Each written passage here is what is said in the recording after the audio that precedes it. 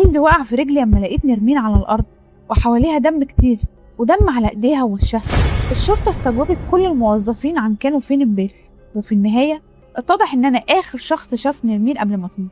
عشان كده بدأوا يستجوبوني، وقلت للشرطة كل حاجة عن إن أنا ونرمين كل يوم بنكون مع بعض الوقت متأخر، وإن دي مش أول مرة.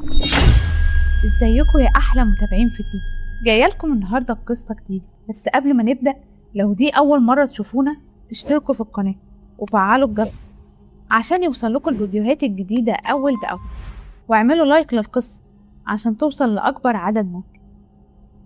اسمي علي، موظف في مطعم برجر كينج، وسبب كتابتي ده هو إن أشارك الناس الحاجات الفظيعة اللي حصلت في برجر كينج في السنتين اللي فاتوا، واللي من ضمنها حالات اختفاء لموظفين برجر كينج من غير أي معلومات عنه، وتجربتي الشخصية اللي حصلت لي هناك. عملت الانترفيو عشان وظيفة برجر كينج في 21 نوفمبر 2017. في الوقت ده كان عندي 21 سنة، وبدور على أي طريقة أجيب بيها فلوس. الراجل اللي عمل لي الانترفيو اسمه إدوارد، وبما إن الوظيفة ما كانتش محتاجة خبرة، فكان بيديني قواعد وإرشادات المطعم أكتر من إنه يسألني عن خبراتي. وأكتر حاجة أكد عليها كانت غريبة ليا، وهي إن المدير ومكتب المدير ممنوع نقرب له، وإن أي مشكلة عندي أتواصل معاه، وده عشان المدير راجل مهم وبيحب الخصوصية. كانت غريبة بالنسبة لي إن المدير مش عايز يتعرف على الموظفين، بس دي ما كانتش مشكلة بالنسبة ليا ساعتها، وكنت مبسوط إني اتوظفت. الأسابيع الأولى في الشغل كانت متعبة، كنت بغسل الصحون طول اليوم، وبالليل لما أخلص المواعين كنت بنظف المكان كله لوحدي. ما كنتش متأكد إني هستمر في الشغل كتير، بس عملت كده لأني كنت محتاج الفلوس. وفي الآخر اتعودت على الروتين، واتصاحبت على الطباخين وعلى بنت اسمها نرمين، اللي في الغالب كانت بتتأخر عشان تقفل المكان بالليل.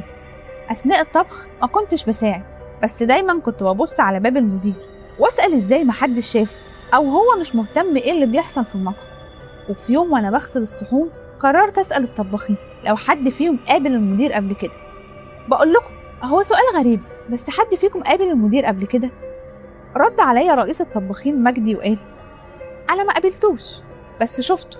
كنت لسه جديد هنا، وكنت شغال في وردية بالليل. أما سمعت بابه بيتقفل كنت عايزة أشوف شكله، عشان كده وقفت وبصيت عليه. وكمل وقال: أنا قلت لكل اللي هنا إن هو راجل طبيعي جدا، مش سر يعني، هو بس بيحب الخصوصية، عشان كده ما تدورش على إجابات أسئلة مش موجودة. وخبط على كتفي ومشى. كنا فاتحين لوقت متأخر جدا اليوم ده، وكان كل اللي في المكان روح، ما كانش فيه غيري أنا ونرمين.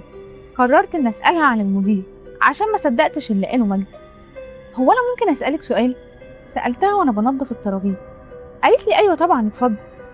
قلت لها: إيه رأيك في المدير بتاعك؟ ووقفت تنظيف وبصيت لها بحاول أعرف رد فعلها هيكون إيه. بصيت لي وقالت: قصدك إن المدير مش موجود؟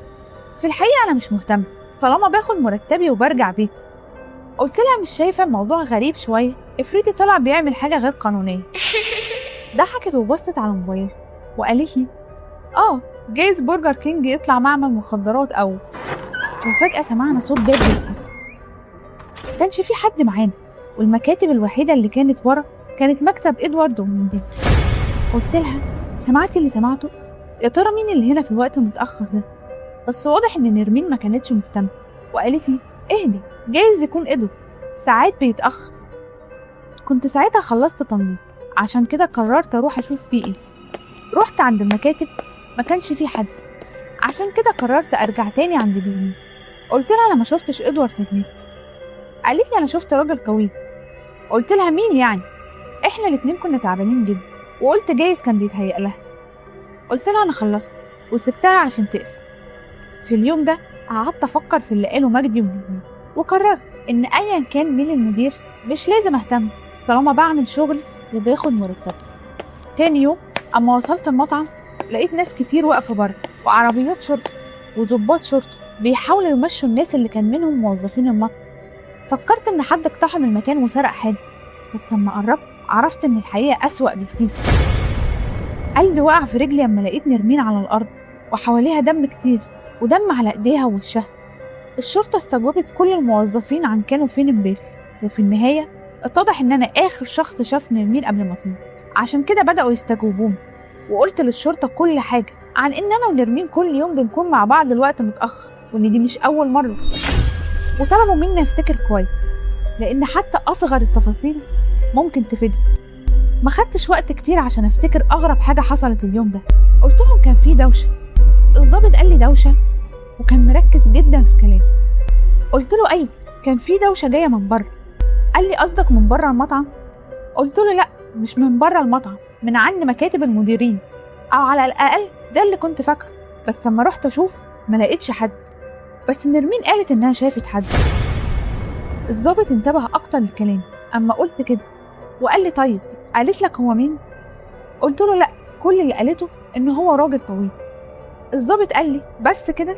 ما قالتش اي حاجه تانية؟ وقال لي بص، انا فاهم انك مخضوض، بس زميلتك اتقتلت في المطعم، ومفيش حاجه اتسرقت او حد اعتدى عليها. عارف ده معناه ايه؟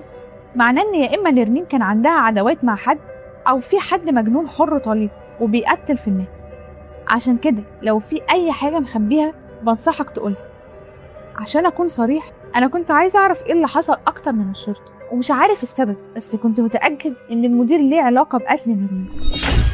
قلت للشرطه انا معرفش حاجه تاني، سمحولي امشي وقالوا لي ممنوع اخرج بره المدينه، وانهم هيتصلوا بيا تاني. ما كنتش فاكر ان هيكون مشتبه فيا، بس ده كان منطقي عشان كنت اخر واحد يشوفها قبل ما تموت. قعدت افكر المفروض اعمل ايه. انا كنت المشتبه الاول في القضيه، وهتحاكم لو الشرطه ما عرفتش اللي عمل كده او اي دليل يثبت اني جن. رجعت لليوم ده وسالت لو فاتني اي حاجه حصلت، بس كل اللي افتكرته ان الدوشه كانت كأن حد بيقفل الجسم. ما كانش منطقي بالنسبه ليا انه ازاي وانا ما شفتش حد. فضلت في السرير ساعات افكر لحد ما قررت اني لازم اكتشف بنفسي ايه اللي حصل اليوم ده. رحت على المطعم بالليل، وكان كل اللي في بالي مين الراجل الطويل اللي نرمين شافته. ما كانش صعب اعدي شريط الشرطه وادخل من الباب اللي ورا.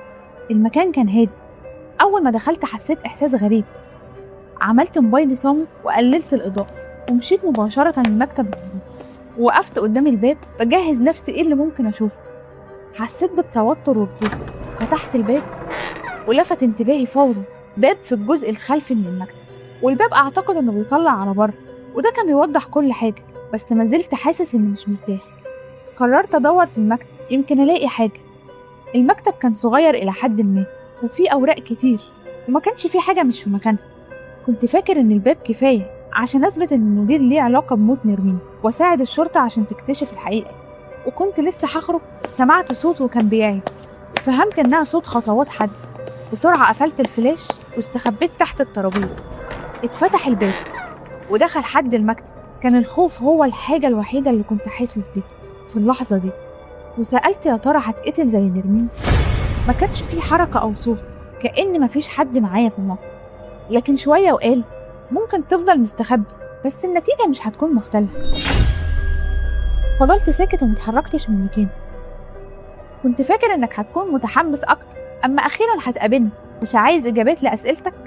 في اللحظه دي فهمت انه عارف اني في المكتب، عشان كده ما كانش فيه فايده من اني افضل مستخبي.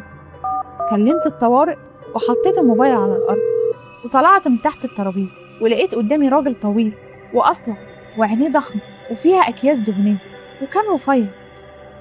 انت عرفت اني جاي؟ ازاي عرفت اني هنا؟ قال لي ايوه، انت مش شخص ذكي. كان بيجاوب من غير ما يكون على وشه اي تعبير. قلت له قتلتها ليه؟ كنت بساله اضيع وقت لحد ما الشرطه تيجي قبل ما يقتلني انا كمان. قال لي لا، انا ما قتلتهاش، انت يا علي اللي عملت كده. قلت له ايه؟ لا مش انا. قال لي لا، انت اللي قتلتها بسبب اسئلتك.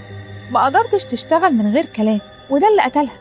بس عارف، دايما بيجي شخص زيك برضه يفضل يسأل، وهم مش لازم يكونوا فضوليين، وده لمصلحتهم، عشان كده لازم نقتلهم كلهم.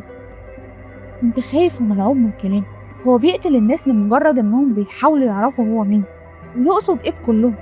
معقول مريض لدرجة انه يقتلهم عشان عايزين بس يشوفوه؟ رجعت لورا بعد ما سألته، عشان عارف ان اول ما يرد عليا هيحس بالملل ويقتلني. بص يا عين، من وقت طويل قوي، تقريبا من قبل ما تكون انت بتعرف تتكلم، كنت جزء من منظمة بتحافظ على العالم، وده من خلال التطهير والتخلص من الأخطاء على الأرض. أنا كنت عضو في القبيلة التانية اسمها KKK، مجموعة عندها هدف واحد وهو تطهير العالم. بس الناس اللي في المجتمع الضعيف كانوا بيبصلنا على إننا أشرار، واعتبرونا بنسيء للمجتمع.